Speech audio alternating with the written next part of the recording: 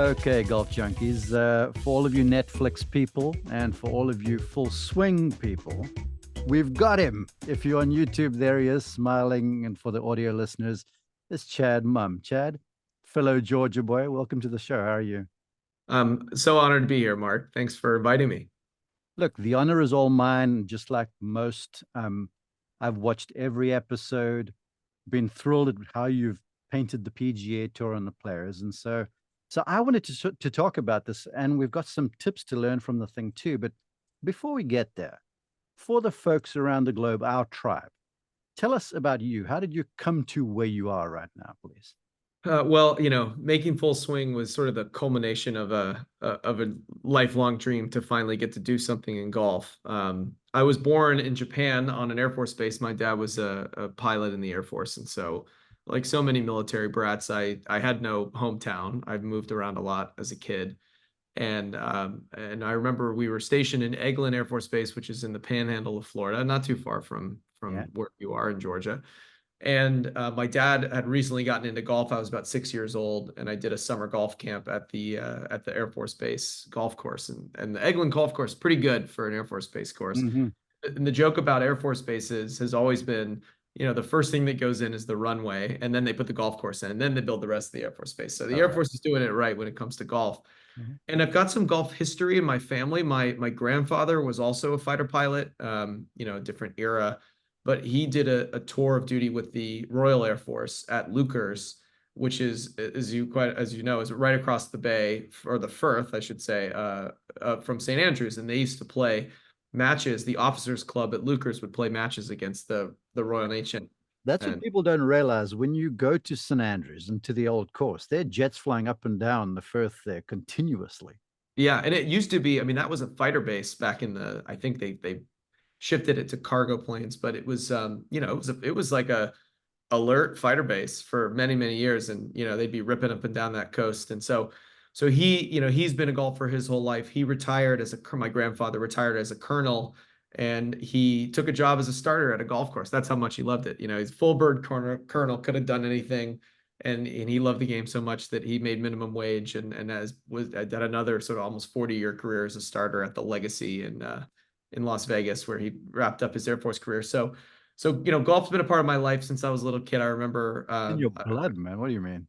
I know, and I remember, my grandfather was a club builder. He's still alive, by the way. He just celebrated his 89th birthday, and I asked him if he shot his age. He said he didn't do it on his birthday, but he did it last week. So he still can play, and still loves the game. But my first memory of him, honestly, was he was a club builder. So he had a shop in his garage, and one of, like, they say that sense of smell is sort of tied to memory, and one of my core memories of my grandfather at a young age is the smell of mineral spirits from regripping golf clubs. And I used to sit in his shop when I was probably 4 or 5 years old and just watch him make golf clubs for people. And he was a tinkerer, so he was always experimenting with different grips and clubs and things like that, like all of us, obsessed with trying to get better at the game. And so he sawed off a set of Slazenger irons and sent them to me when I was 6 years old. And he sent me an old push cart.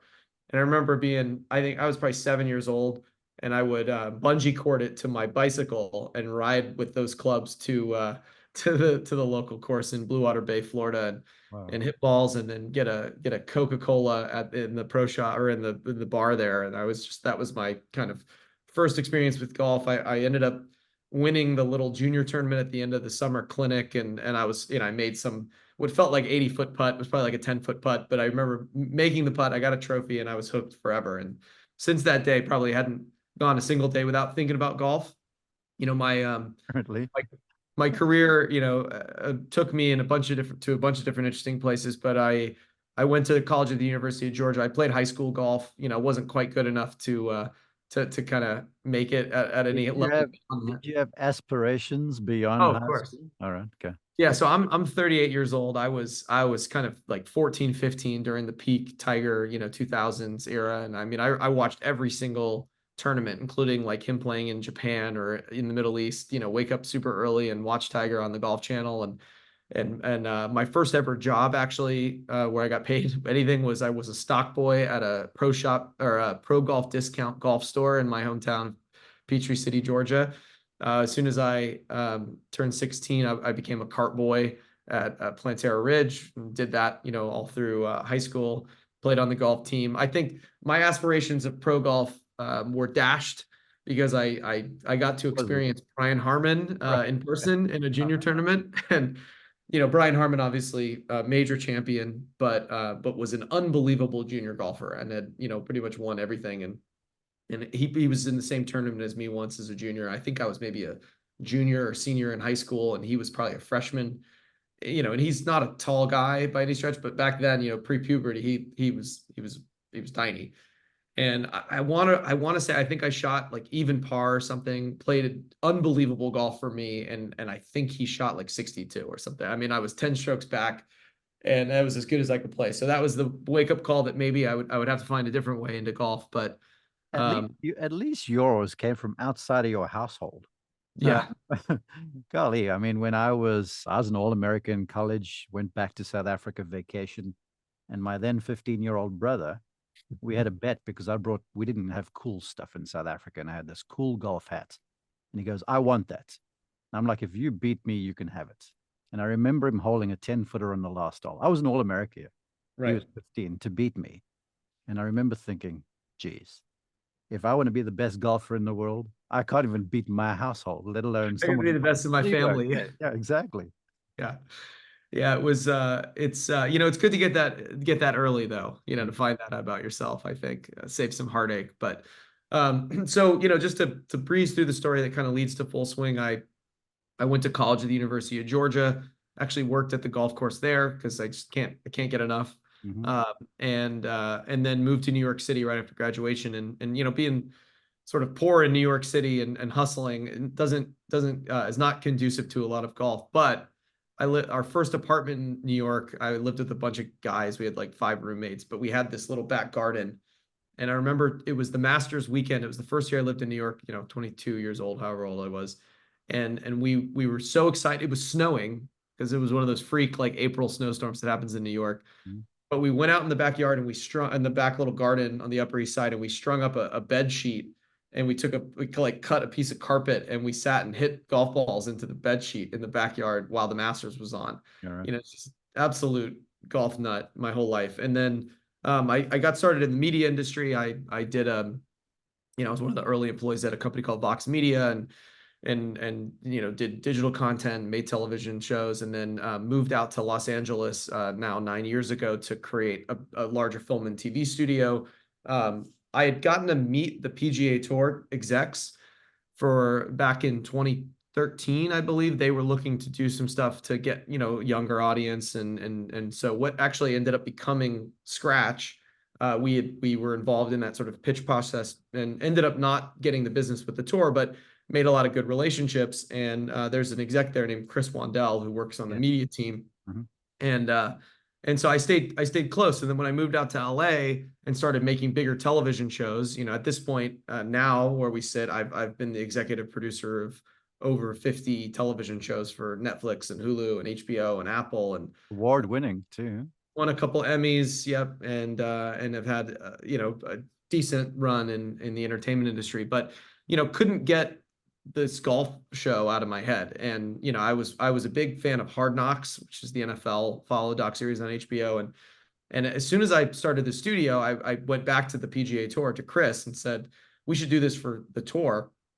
And he loved the idea, but just never thought the tour would allow it to be as unfiltered as that would need to be to feel authentic. And I think I met with him once a year at CES for like 5 years, and just we'd talk about it and just dream about it. And then in 2019, we played golf at Shadow Creek, my first time ever playing there. And I brought it up again. I said, I think now's the time. This was before Drive to Survive came out, but I said, I think now's the time. So you pitched it prior to the Formula One shows. Right? Yes. Yeah. And he on the first tee said, I think we might have a chance here, because Jay Monahan had just become commissioner and was looking to try to make new stars and amplify the new talent, not just have Tiger. And so by over that course of 18 holes, we basically plotted out what would become Full Swing, and that is without a doubt the most consequential round of golf of my entire life. It's also the only round in my entire gin history that's in the 90s that I've posted.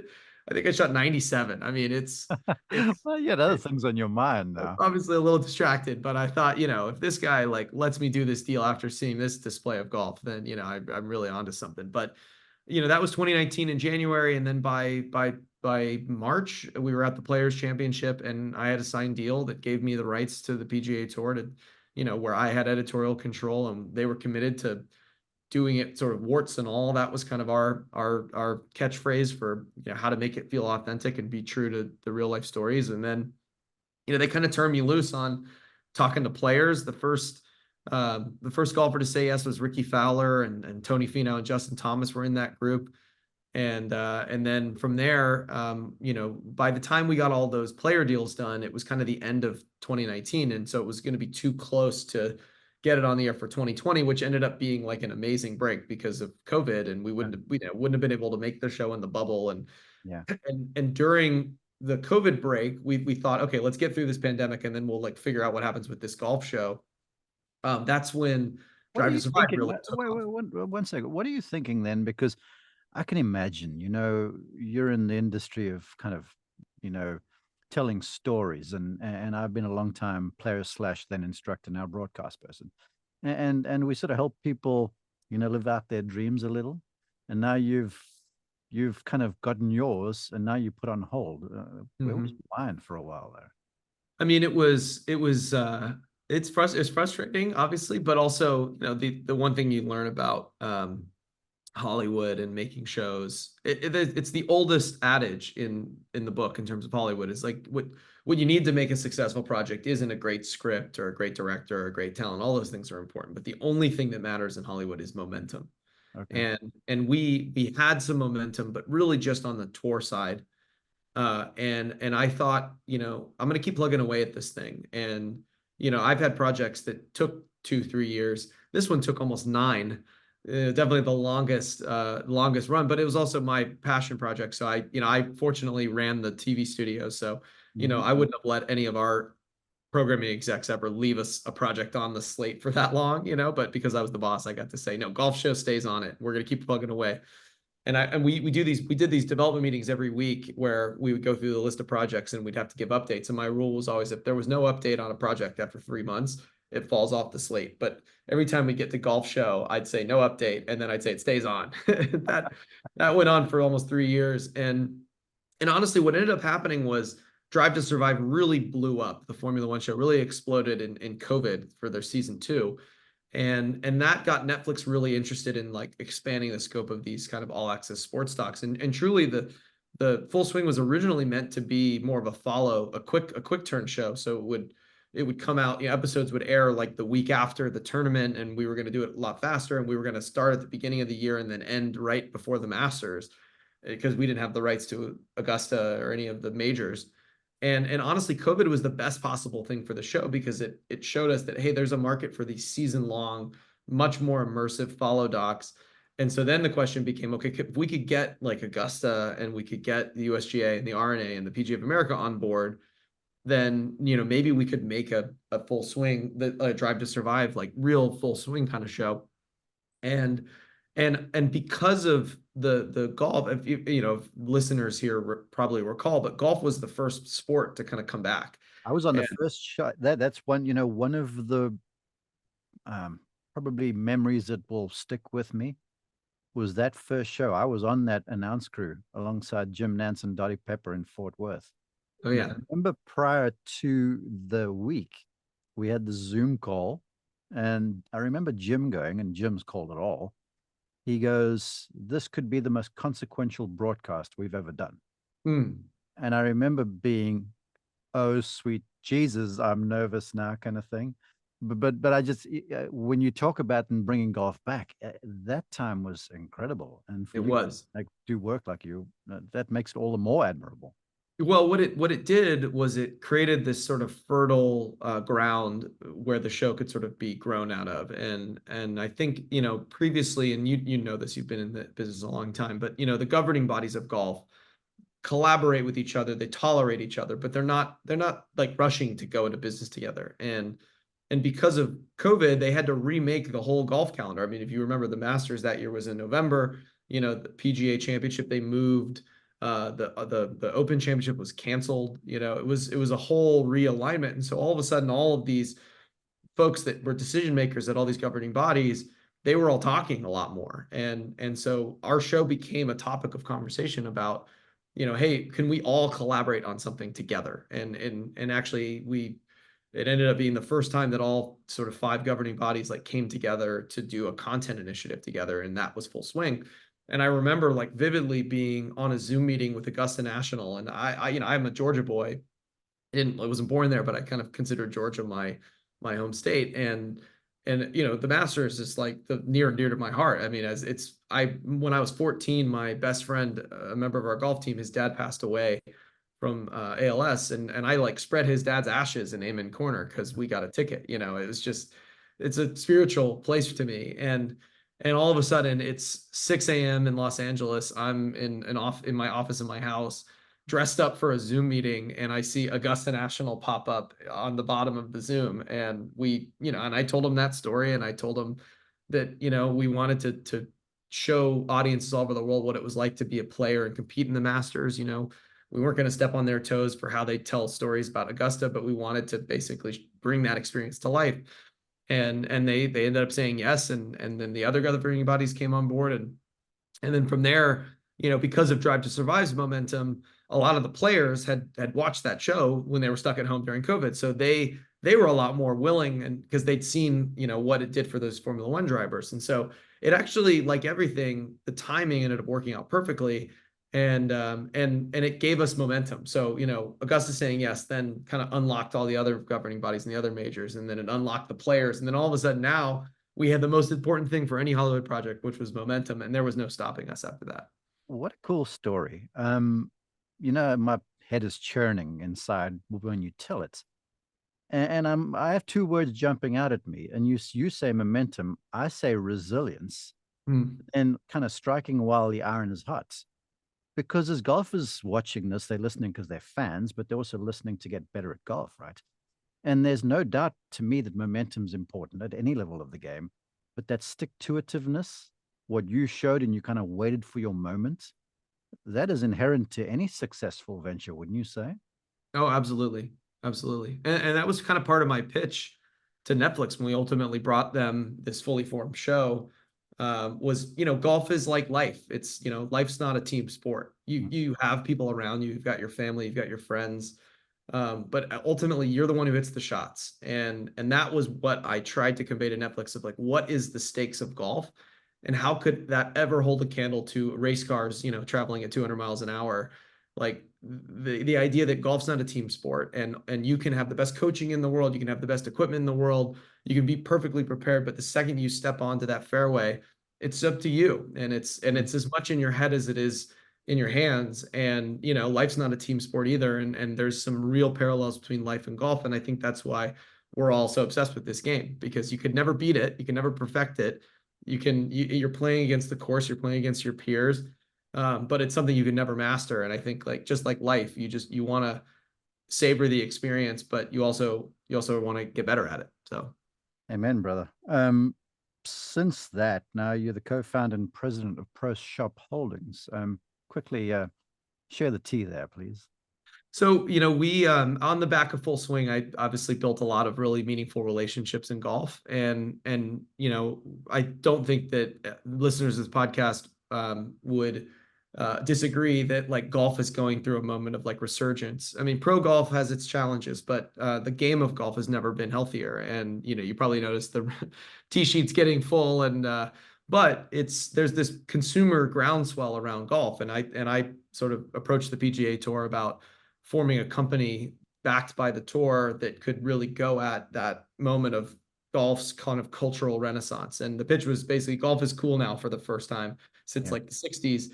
We should build a company that really capitalizes on that. So Pro Shop is sort of me taking what we started with Full Swing and expanding it into the wider media world. And we're going to be launching some new editorial brands. We're going to be looking at how do we connect golfers and pop culture in more interesting ways. How do we resurrect some beloved franchises from the history of the game, and just do what we can to kind of live up to this moment that golf is having. And in some ways try to be a little bit of a pirate ship in this industry that can be a little stagnant, and bring some new energy to it. So that's what Pro Shop is. You know what? To me, I've spent time around a lot of dynamic people. I've been fortunate too, and passion is always kind of the common denominator.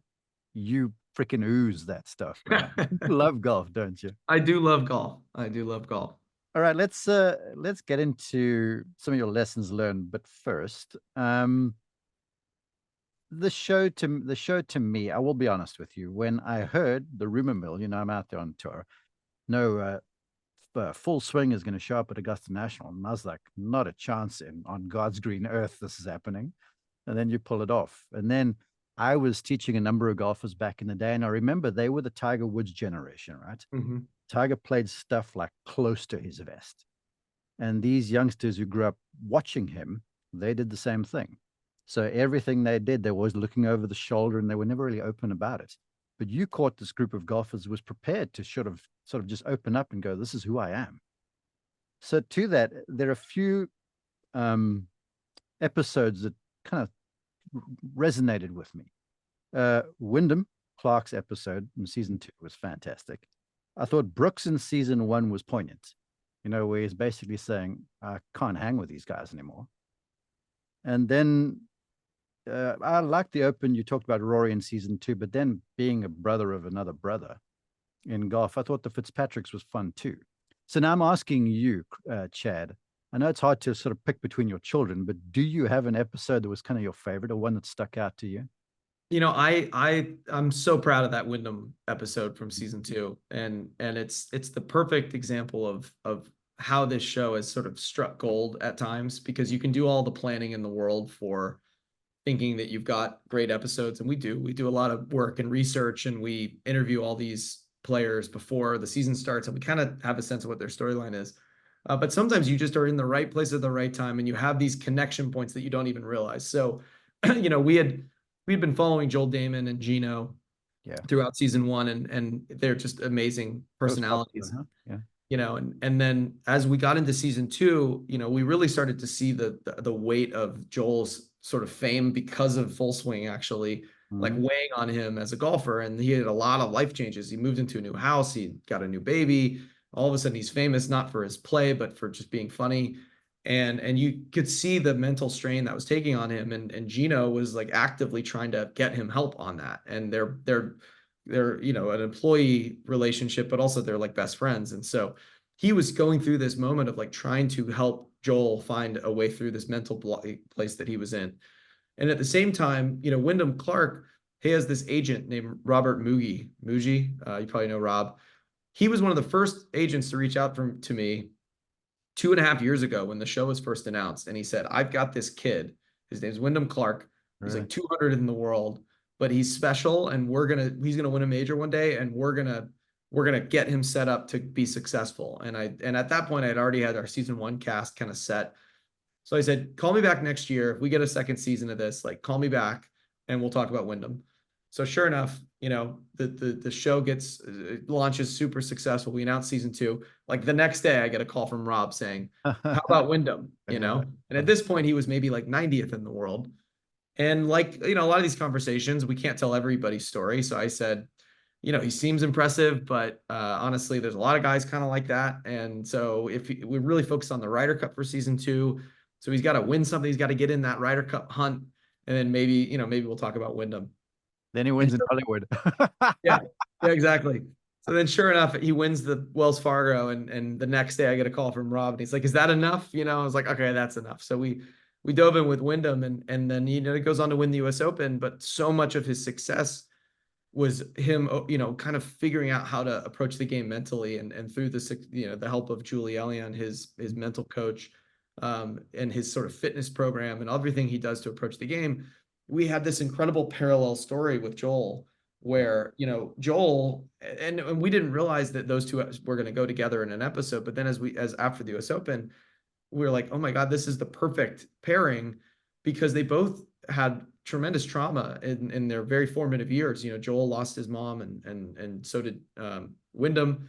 And the idea that like, just like life and golf, like they both took completely opposite things away from that trauma. Joel, took this idea that like life is short and you can't take it too seriously. And so much of his approach to golf and life and friendships is about like having fun and treasuring the life that you've been given. Mm-hmm. And Wyndham kind of took the opposite approach and basically sacrificed a normal life to live up to this memory that he wanted to like make his mom proud, sort of looking down on him. And I can't say that one is right and one's wrong. Two totally different approaches, and it made for a fascinating counterpoint. So I'm really proud of that episode. I love them all. We work so hard to pull these together, and I think the Wyndham episode is my favorite. I think probably close second would actually be the Matt Fitzpatrick season 1 episode, Mm-hmm. because that was another one, with him winning the U.S. Open at Brookline, just And perfect culmination of like everything that we possibly planned, and you just kind of have to pray that you get a good result, and it landed right in our lap, and I love the ending of that episode. I think it's just electric television. it truly is. Okay, let's get to some lessons learned. I mean, I've already Good. got one here, where you talked about just approaches and attitudes. So you're dealing with, because golf, you're continually dealing with adversity. I don't care how well you're playing. And it's more of how you have dealt with this stuff for success. So there's a lot to be learned there. But you sent me three. So I want to zip through these. You say the best mental golf lesson I ever got on the range at Augusta National Golf Club a couple of years ago from Sean Foley. Yep. He's Yeah. been on the show, so he's like Plato for golf instruction. So tell us what Socrates had to say there, please. I mean, he really is. I've never met a single person who could, in the course of one sentence, go from like the art of war to like quoting, John Coltrane and like talking about Jay-Z. So Sean is a special, special person. All right. So it was our first year being at the Masters, filming for Full Swing, and as how special that is, the access that we were given. And we were standing on the range, which, if you're in the Augusta parlance, the tournament practice area. Yes, please. Gotta get this right now. Got to get it right. Mm-hmm. We were standing there, in the stands, but it was before there were any patrons on site, so it was early in the week. And I was talking to Sean. He was working, I think, with, it might have been like Cameron Champ, or I forget who was working with at the time. But I was just talking to him about his player and what he was going through in terms of having all the tools, having all the shots, but what it takes to be successful at Augusta is really between your ears, not, in your hands. Okay. And I'm always embarrassed to ask these like high, the amazing golf coaches and instructors like for advice, but I was struggling with my game in the same way. And so I asked Sean, I can go to the range and hit, a bunch of great shots, but I can't translate it to the course. And when I play my home course, my good game at my home course doesn't travel, and I had started to play a lot more golf. So how do I get a game that can travel? And so he started asking me, we didn't have golf clubs. We were standing there in the stands, and he diagnosed that I had what he would call a trigger problem, which meant that I was standing over the ball and I was thinking about too many things. Like most of us do. I was worried about alignment. I was thinking about my takeaway. Don't jump at the ball, complete your turn. There's a million different thoughts. And so he's like, I want you to go home next time you have a golf club in your hands, and I want you to forget all that. And I want you to count backwards from 5 and then pull the trigger. So you stand over the ball, and you could maybe even cheat and do 3, but it's just 3, 2, 1, swing. And build that into your pre-shot routine. And you have to commit with a second in your mind's eye when you're saying the word swing, 3, 2, 1, swing, you're pulling the trigger, and you're going to be happy with the result of wherever it goes.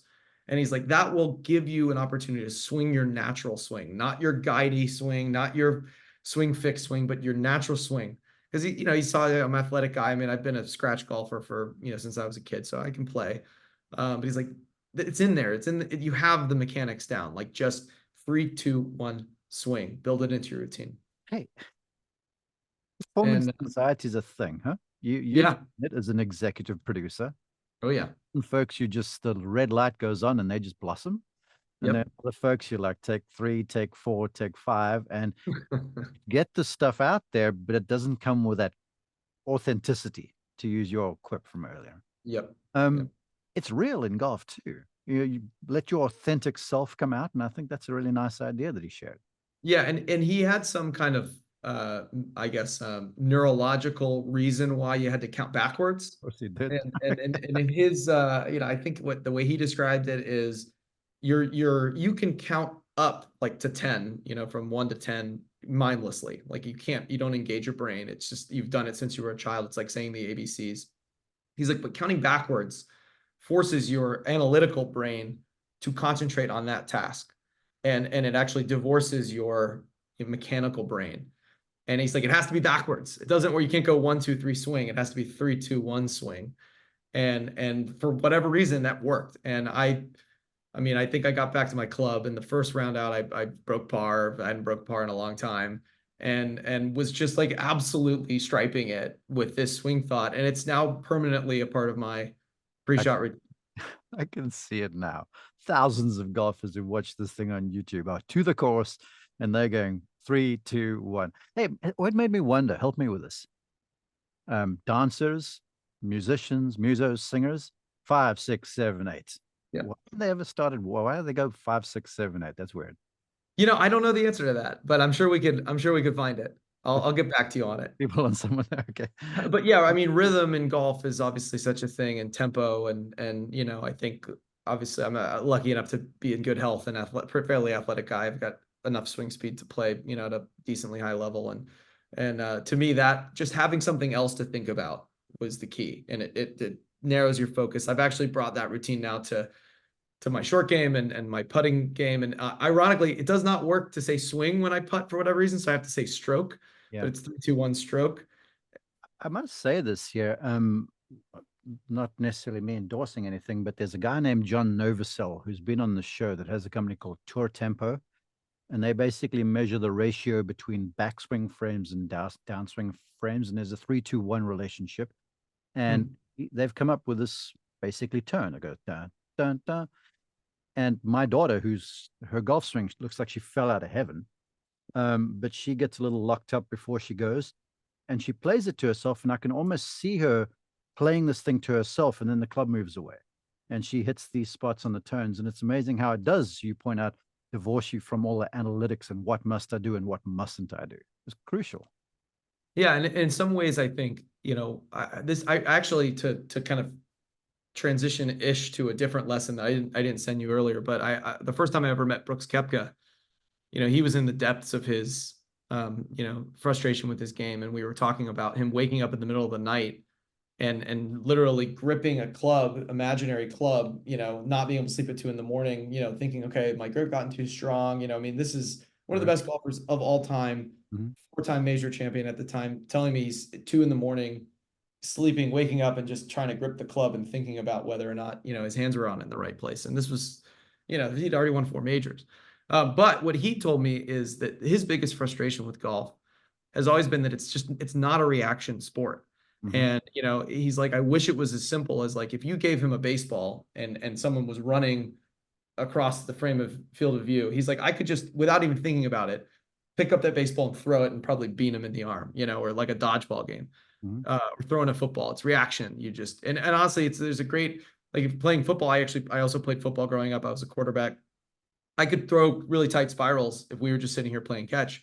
Yeah. But I was way more accurate if a receiver was running a route, because you're just reacting, and you're letting your training take over and reacting to where that player is going to be when they need to catch the ball.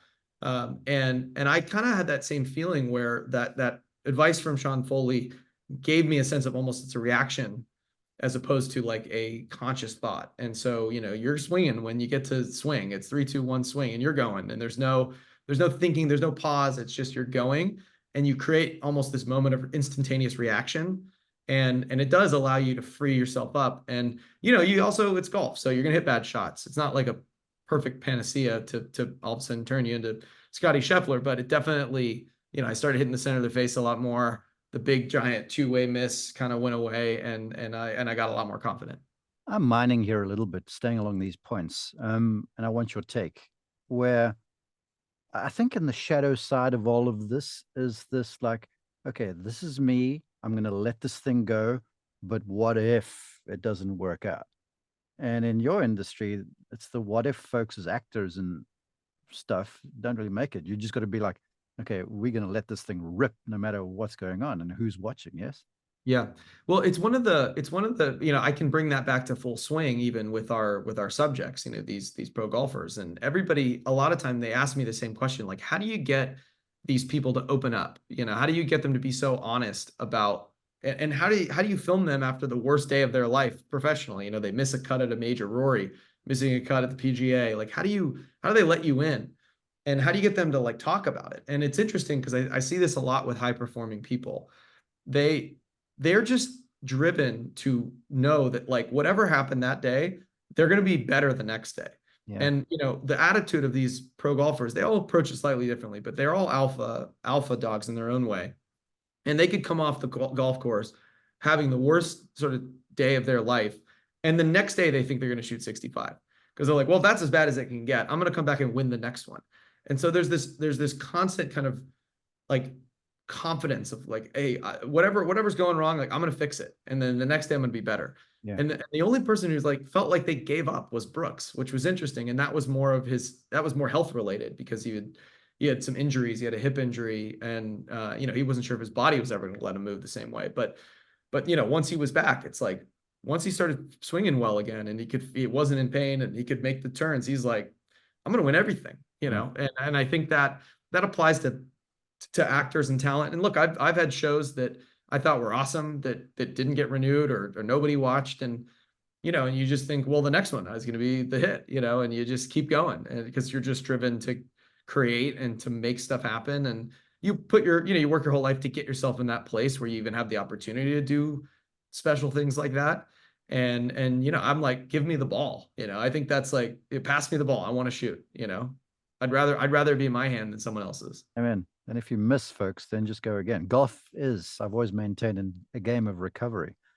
Hey, you right here, Rory's iron feel via faxing at the Players this year. That was in 2024 for the podcast listeners. He tried it, or you say you tried it, and you striped it the next round you played. So do share what Rory did.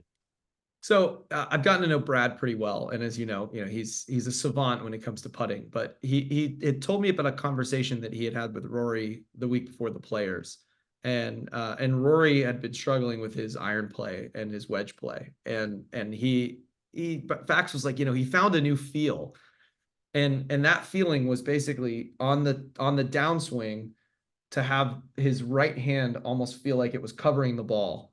So, and I'm trying to demonstrate this on video. So if you're listening over podcast, but it's almost the feeling of, he's not rolling it open. It's like the hand is covering the golf ball on his downswing.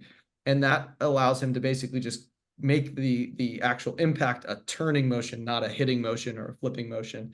Yeah. And so I kind of experimented with that. And, of course I'm sitting there talking to Fax. We're both like fake clubs in our hand, like trying to demonstrate to each other. Is it like this, like that, but the feeling is just a very closed almost rotation where, the club never opens on the backswing, and on the downswing, especially, you're almost covering it with your wrist bent. And it's like the pro sender drill. That's kind of what they do.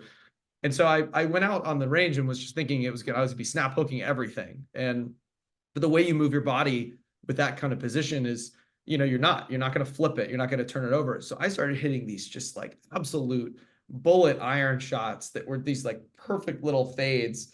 And I thought I was going to snap hook it off the planet. And it translated like all the way up to my driver. And I ended up buying a new driver that day because I was hitting it so far and so well.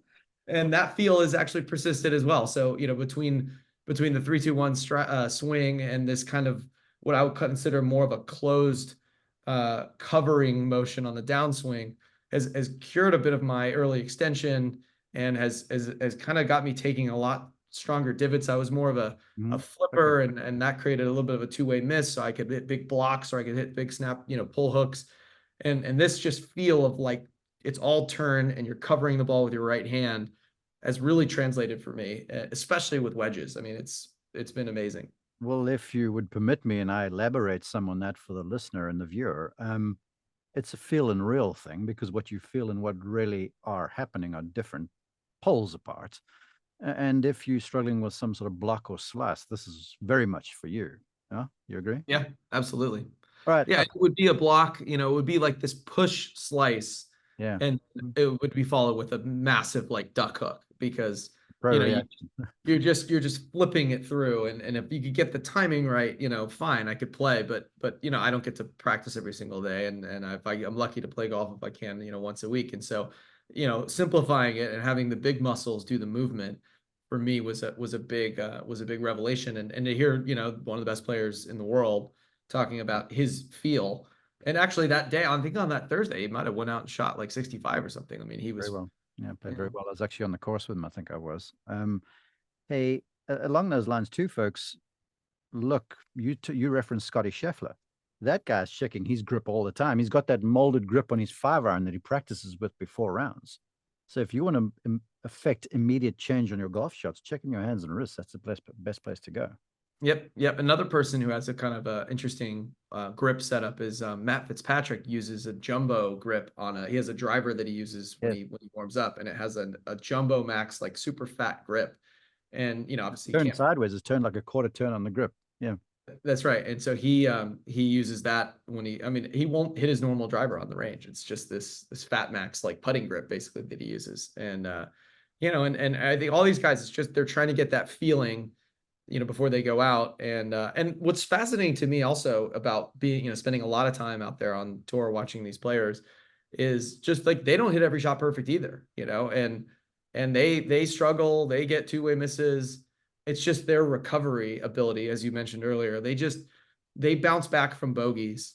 They turn holes that should be doubles into bogeys. Yep. And then the next hole they're going right back and making birdie. And like the players that can avoid bogeys by playing smart and knowing their weaknesses and not kind of falling prey to firing at flags, being patient, like those are the ones that you see, have these prolonged success. And again, like I kind of was shocked the first time I went out to a tour driving range, or first couple times I played golf with, these like top tour pros, is like they really don't hit every shot perfect. I mean, I've seen some elite players hit some really skanky iron shots, just like you and I would, like coming up 15 yards short and right and just, but then they either chip it in or get it super close, and then they make birdie on the next hole, and they just keep moving. Listen, if this movie thing doesn't work out for you, the stuff you're dispensing, you can get into golf instruction some too, Okay, I'm going to let you go. Underqualified for that, as I am in most things in life. All right, whatever. Okay, I'm going to let you go after this. You said that JT shot during the first ever full swing shoot was the best shot you've ever seen. Yeah, so this is less of a instructional note, but it is, I think, interesting for your audience, just given like, there are things that you can try. You can count down from 3. You can try to kind of cover it with your right hand feel. I spent 3 months trying to recreate this shot and never got even close. So I'll tell you the single best shot I've seen in making full swing. So it's the week of the Torrey Pines, Farmers Insurance Classic. It's our first ever full swing shoot. So we show up, we get greenlit. JT's been a part of the show, from the very beginning.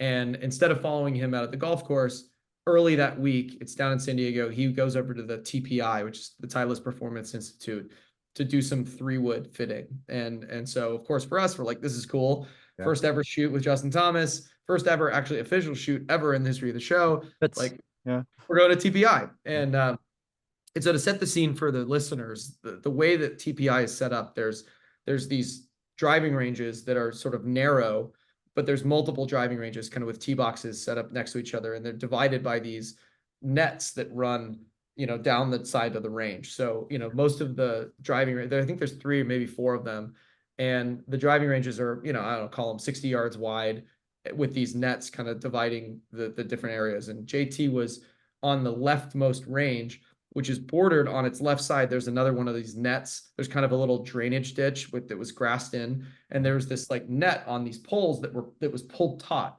The net was probably 20 feet tall, and there was about 4 feet of space below the net at the bottom of this ditch. And just on the other side of the net is their wedge area, they called it like the carnival or something. It was just like over the top, crazy slopes and swales and like little tiers. And it was just this putting green and chipping green that was just, I think, meant to be fun. And you can get a lot of kind of wild flies and crazy shots.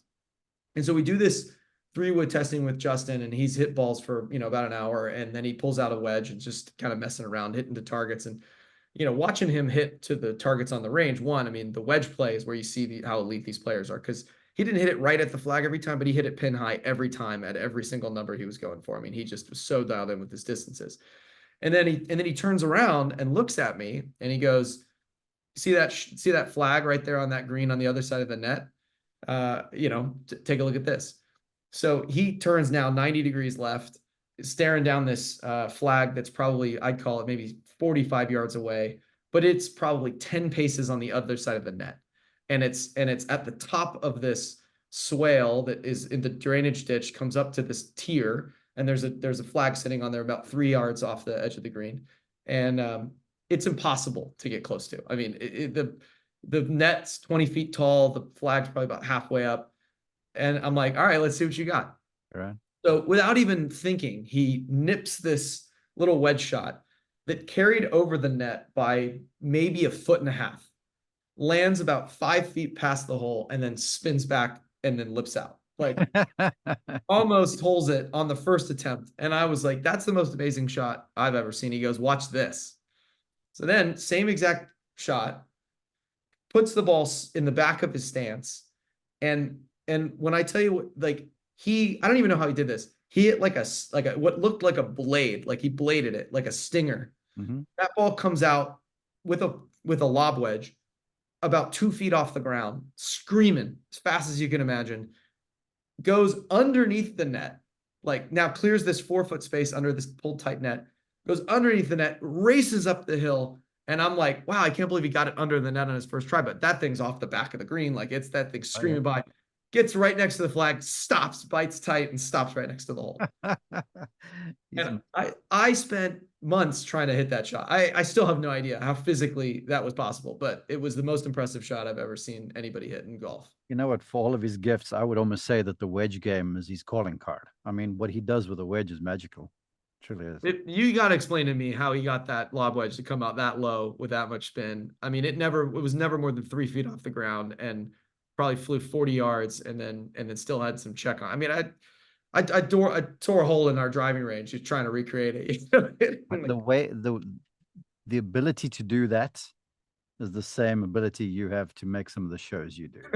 Yeah. And I'm very thankful you would join us. Appreciate you so very much, Chad.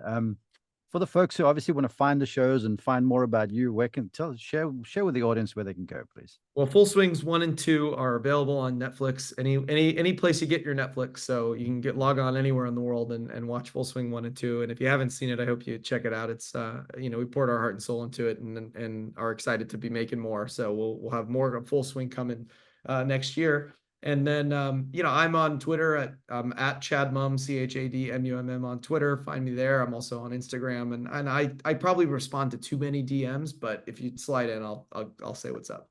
Okay, mea culpa. I got this guy on the podcast through DM, so thank you very much for responding. I appreciate you, man. Thanks for joining us. Mark. Honored to be here, man. This was a lot of fun.